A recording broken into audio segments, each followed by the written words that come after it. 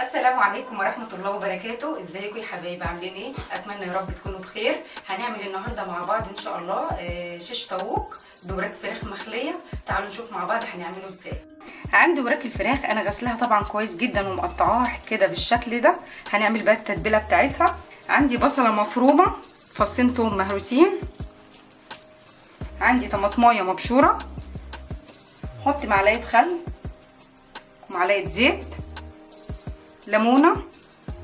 عندي هنا التوابل بتاعتنا: ملح وفلفل، بهارات فراخ وكمون وكزبره، كركم، بابريكا وزعتر. هنحط كل التوابل دي كده مع بعضها، وهنحط معلقه صلصه. ممكن تبدلي بدل الصلصه كاتشب لو عايزه. هنخلط كل الخليط ده مع بعضه،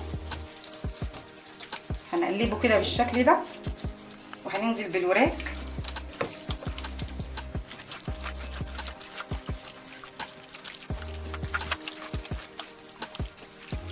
كده تبلنا الوراك المخليه بتاعتنا. هنسيبها في التلاجة تريح لمده ساعه، وكل ما تسيبها اكتر في التلاجة كل ما هتديكي طعم احلى. عندي هنا الخضار بتاعنا عباره عن فلفل الوان وطماطم وبصل، ده اللي هنعمل بيه الشيش طاووق. هنبتدي نعمل مع بعض. بسم الله الرحمن الرحيم.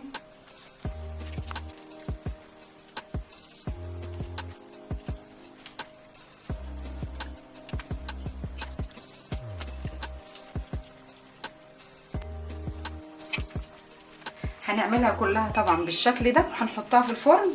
كده خلصنا الشيش طاووق بتاعنا. هنحط بس عليه شويه زيت من فوق وهدخله الفرن، بس مش هغطيه عشان لو غطيته هينزل ميه كتير قوي وانا مش عايزه كده. انا اتبقى عندي خضار بقيت الشيش طاووق هشويه، بس هنزل بفص ثوم الاول.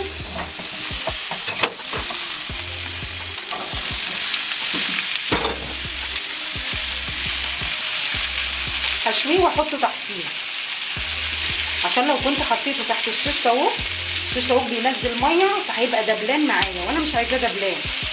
هنحط بس رشه فلفل بسيطه كده، رشه ملح صغيره، وهنحط كام قرن فلفل حامي وزي ما انت عايزه برضو. مش حابه الفلفل الحامي ما تحطيش. كده الخضار بتاعنا اتشوى، نطفي بقى عليه كده تمام قوي.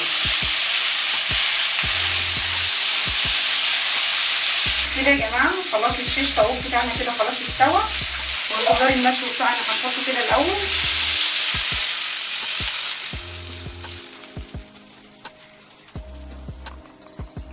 بسم الله.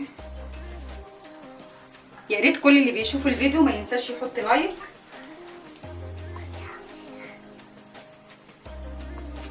اتمنى يكون الفيديو بتاعي النهارده عجبكم. استنوني ان شاء الله في فيديو جديد. ما تنسوش تعملوا لايك للقناه. اشكركم جدا على المتابعه. اشكر جدا كل الناس اللي بتتابعني. يا رب يكون الفيديو عجبكم. السلام عليكم ورحمه الله وبركاته.